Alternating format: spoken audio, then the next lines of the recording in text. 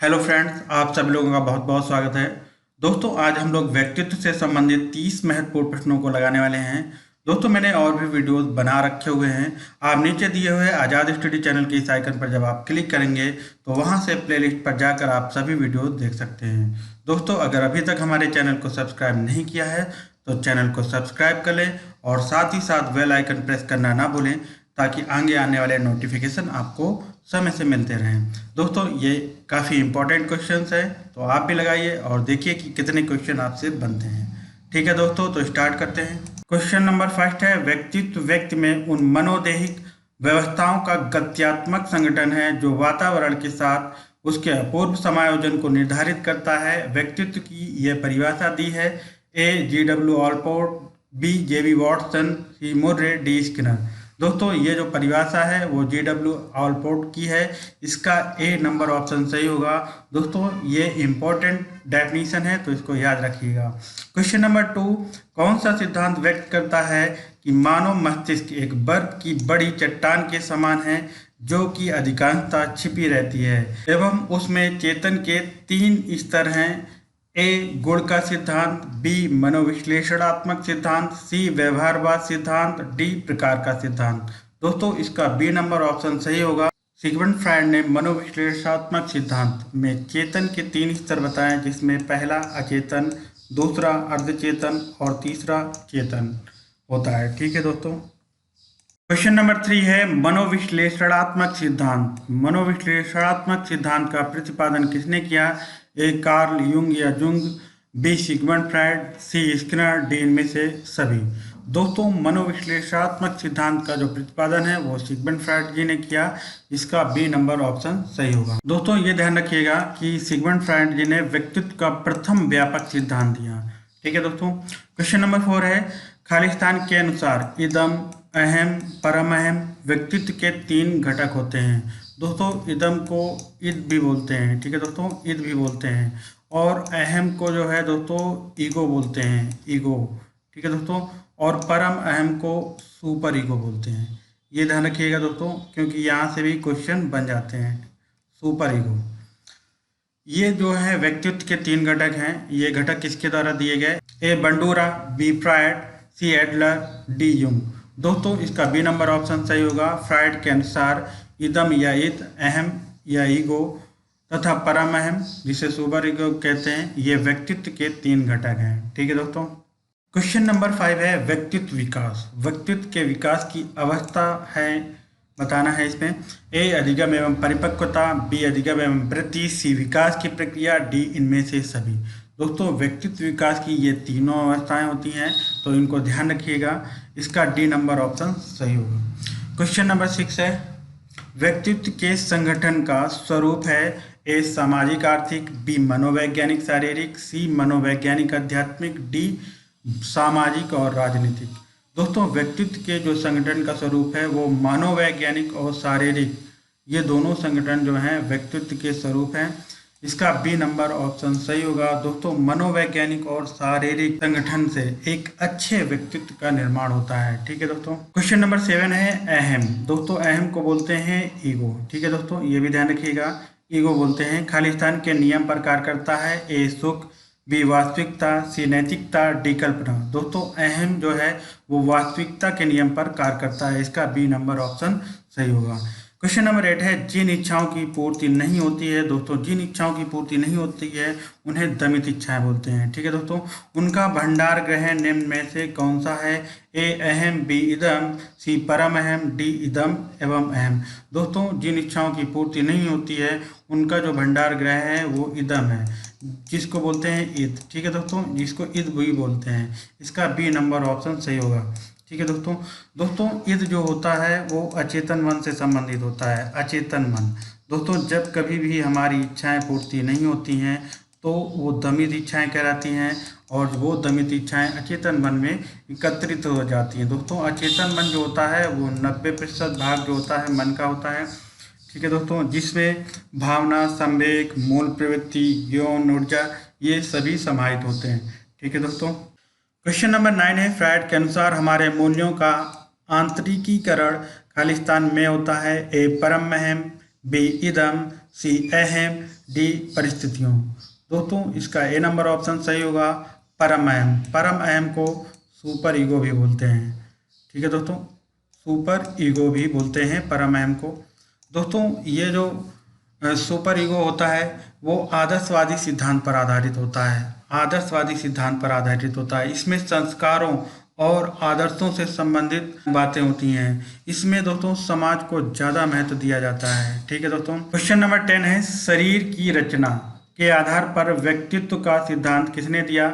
ए Seldon, B क्रैचमर या क्रैचमर, सी ए और B दोनों, डी इनमें से कोई नहीं। दोस्तों शरीर की रचना के आधार पर व्यक्तित्व का सिद्धांत सेल्डन, क्रैचमर या क्रैचमर इन दोनों ने दिया। इसका सी नंबर ऑप्शन सही होगा।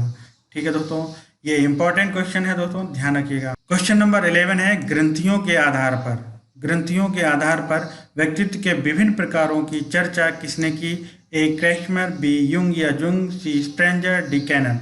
दोस्तों ग्रंथियों के आधार पर जो व्यक्तित्व के विभिन्न प्रकारों की चर्चा की वो क्रैचमर ने की। इसका ए नंबर ऑप्शन सही होगा। क्वेश्चन नंबर 12 है, क्रैचमर या क्रैचमर ने व्यक्तित्व को निम्न में से किस प्रमुख प्रकार में वर्गीकृत किया है? ए कृषकाय, दुर्बल, बी सुडौलकाय, सी गोलकाय, डी उपरोक्त सभी। दोस्तों इसका डी नंबर ऑप्शन सही होगा, उपरोक्त सभी। यानी इन तीनों भागों में क्रैचमर ने व्यक्तित्व को बांटा है। ठीक है दोस्तों, तो ये ध्यान रखिएगा, ये काफ़ी इंपॉर्टेंट क्वेश्चन है, कई बार रिपीट हुआ है। क्वेश्चन नंबर 13 है, अंतर्मुखी, बहिर्मुखी तथा उभयमुखी व्यक्तित्व का वर्गीकरण खालिस्तान द्वारा किया गया। ए क्रैचनर, बी सेल्डन, सी युंग, डी स्ट्रेंजर। दोस्तों अंतर्मुखी, बहिर्मुखी तथा उभयमुखी व्यक्तित्व का जो वर्गीकरण किया गया वो युंग द्वारा किया गया। इसका सी नंबर ऑप्शन सही होगा। क्वेश्चन नंबर 14 है, खालिस्तान सामूहिक अचेतन का संप्रत्यय दिया। दोस्तों ये ध्यान रखिएगा, सामूहिक अचेतन की बात की जा रही है। ठीक है दोस्तों, ए फ्रायड, बी युंग, सी सलीवन, डी एटलर। दोस्तों सामूहिक अचेतन का जो संप्रत्यय दिया वो युंग द्वारा दिया गया। इसका बी नंबर ऑप्शन सही होगा। युंग ने अचेतन के दो संप्रत्यय दिए, एक सामूहिक अचेतन और दूसरा जो है दोस्तों व्यक्तिगत अचेतन। ठीक है दोस्तों, ये ध्यान रखिएगा, ये कई बार क्वेश्चन रिपीट हुआ है तो इसको ध्यान रखिएगा। ठीक है दोस्तों, एक सामूहिक अचेतन और दूसरा जो है दोस्तों व्यक्तिगत अचेतन, दो भागों में जो है अचेतन को बांटा। ठीक है दोस्तों, क्वेश्चन नंबर 15 है, आत्म केंद्रित व्यक्ति होता है। ए अंतर्मुखी, बी बहिर्मुखी, सी उभयमुखी, डी सामाजिक निर्भर। दोस्तों आत्म केंद्रित व्यक्ति जो होता है वो आत्म केंद्रित होता है। इसका ए नंबर ऑप्शन सही होगा। दोस्तों आत्म केंद्रित व्यक्ति जो होता है वो एकांत प्रिय, संकोची, अध्ययनशील, आत्मचिंतक होता है, जैसे कि वैज्ञानिक, दार्शनिक, गणितज्ञ, कवि आदि। क्वेश्चन नंबर 16 है, निम्न में कौन सा लक्षण बहिर्मुखी व्यक्तित्व का नहीं है? ए मिलनसार, बी आक्रामक व्यवहार, सी नेतृत्व शक्ति, डी दीवा स्वप्न देखने वाले। दोस्तों बहिर्मुखी व्यक्तित्व का जो लक्षण है वो दीवा स्वप्न देखने वाला जो है ये लक्षण बहिर्मुखी व्यक्तित्व का नहीं है। इसका डी नंबर ऑप्शन सही होगा। जबकि मिलनसार, नेतृत्व शक्ति, आक्रामक व्यवहार ये बहिर्मुखी व्यक्तित्व के लक्षण हैं। दोस्तों बहिर्मुखी व्यक्तित्व में राजनेता, क्रांतिकारी, व्यापारी ये सभी आते हैं। ठीक है दोस्तों, मूल दृष्टिकोण, मूल दृष्टिकोण के आधार पर व्यक्तित्व का सिद्धांत किसने दिया? ए स्प्रेंगर, बी फ्रायड, सी युंग, डी इनमें से कोई नहीं। दोस्तों मूल दृष्टिकोण के आधार पर व्यक्तित्व का जो सिद्धांत दिया वो स्प्रेंगर ने दिया और इसको 6 भागों में बांटा। दोस्तों पहला भाग है सैद्धांतिक, दूसरा राजनीतिक, तीसरा आर्थिक, चौथा धार्मिक, पांचवा सामाजिक, छठवां कलात्मक। ठीक है दोस्तों, तो इनको भी याद रखिएगा। क्वेश्चन नंबर 18 है, अपने ऊर्जा बल लिबिडो को बाहर की ओर अभिव्यक्त करने वाले व्यक्ति का प्रकार होता है। ए बहिर्मुखी व्यक्तित्व, बी कलात्मक व्यक्तित्व, सी धार्मिक व्यक्तित्व, डी ज्ञानात्मक व्यक्तित्व। दोस्तों अपने ऊर्जा बल लिबिडो को बाहर की ओर वह अभिव्यक्त करने वाला व्यक्ति जो होता है वो बहिर्मुखी व्यक्तित्व का प्रकार होता है। इसका ए नंबर ऑप्शन सही होगा। दोस्तों बहिर्मुखी व्यक्तित्व के अंतर्गत समाज सेवी, अधिक वाचाल, आशावादी, व्यवहार कुशल, निडर व्यक्ति आते हैं, जैसे राजनेता, व्यापारी, वकील, खिलाड़ी आदि। ठीक है दोस्तों, क्वेश्चन नंबर 19 है, व्यक्तित्व के शील गुणों, शील गुणों के सिद्धांत दिए हैं। ए आरपोर्ट, बी आरबी कैटल, सी ए और बी दोनों, डी इनमें से कोई नहीं। दोस्तों व्यक्तित्व के शील गुणों के सिद्धांत आलपोर्ट और आरबी कैटल दोनों ने दिए हैं, इसका सी नंबर ऑप्शन सही होगा, ए और बी दोनों। दोस्तों आलपोर्ट को जो है सील गुणों के सिद्धांत का प्रवर्तक माना जाता है। ठीक है दोस्तों, ये भी ध्यान रखिएगा कि सील गुणों के सिद्धांत का प्रवर्तक कौन है, तो आलपोर्ट है। ठीक है दोस्तों, क्वेश्चन नंबर 28, 16 पीएफ का प्रयोग किसके मापन हेतु किया जाता है? ए सृजनात्मकता, बी अभिरुचि, सी व्यक्तित्व, डी दबाव। दोस्तों 16 पीएफ का जो प्रयोग है वो व्यक्तित्व के लिए किया जाता है, इसके सी नंबर ऑप्शन सही होगा। दोस्तों पी से होता है पर्सनालिटी, और पर्सनालिटी का अर्थ होता है व्यक्तित्व, और एक्स से होता है फैक्टर। ठीक है दोस्तों, तो ये ध्यान रखिएगा। और दोस्तों ये जो सिद्धांत दिया वो आर बी कैटल ने, ये भी ध्यान रखिएगा कि 16 पीएफ का जो सिद्धांत दिया वो किसने दिया? आर बी कैटल। ये इंपॉर्टेंट क्वेश्चन है और इसके जो प्रतिपादक हैं ये भी ध्यान रखिएगा। ठीक है दोस्तों, कि 16 पीएफ का जो सिद्धांत है वो किसने दिया? तो आर बी कैटल ने। ठीक है दोस्तों, नेक्स्ट क्वेश्चन, क्वेश्चन नंबर 21 है, व्यक्तित्व मापन की विधियां हैं, ए आत्मनिष्ठ विधि, बी वस्तुनिष्ठ विधि, सी प्रक्षेपी विधि, डी इनमें से सभी। दोस्तों व्यक्तित्व मापन की 3 विधियां होती हैं, आत्मनिष्ठ, वस्तुनिष्ठ, प्रक्षेपी। तो दोस्तों इसका डी नंबर ऑप्शन सही होगा, इनमें से सभी। क्वेश्चन नंबर 22 है, अंतर्दर्शन या आत्मकथा विधि के प्रवर्तक थे, A William Wundt, B Allport, C Freud, D इनमें से सभी। दोस्तों अंतर्दर्शन या आत्मकथा जो विधि के प्रवर्तक थे वो विलियम बुंड थे, इसका ए नंबर ऑप्शन सही होगा। दोस्तों ये भी ध्यान रखिएगा, ये जो है विधि सबसे प्राचीन विधि थी। ठीक है दोस्तों, और ये एक अवैज्ञानिक विधि थी। और दोस्तों साथ ही साथ ये ध्यान रखिएगा कि ये जो विधि है वो आत्मनिष्ठ विधि के अंतर्गत आती है। ठीक है दोस्तों, क्वेश्चन नंबर 23 है, कौन व्यक्तित्व के गुण सिद्धांत से संबंधित नहीं है, ये बताना है। ए आइसेंक, बी फ्रायड, सी आलपोर्ट, डी कैटल। दोस्तों फ्रायड, आलपोर्ट और कैटल ये जो हैं व्यक्तित्व के गुण के सिद्धांत से संबंधित हैं, जबकि आइसेंक जो है व्यक्तित्व के गुण के सिद्धांत से संबंधित नहीं है, इसका ए नंबर ऑप्शन सही होगा।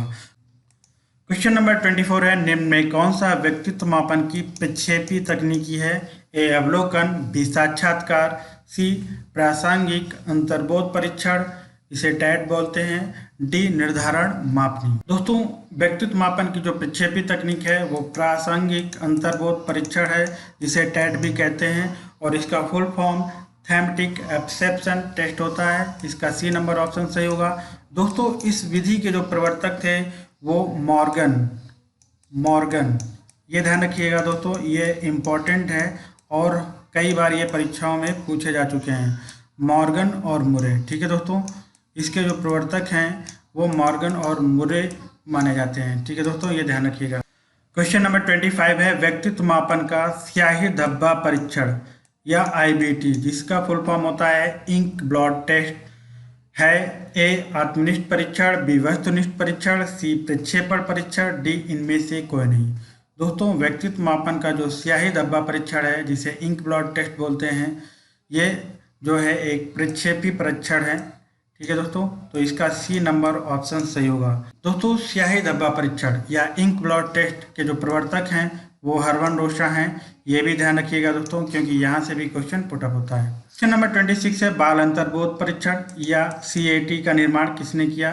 ए मरे, बी बेलक, सी रॉबर्ट, डी रोजनबेक। दोस्तों CAT का जो निर्माण है वो लियोपोल्ड बेलक ने किया, इसका बी नंबर ऑप्शन सही होगा।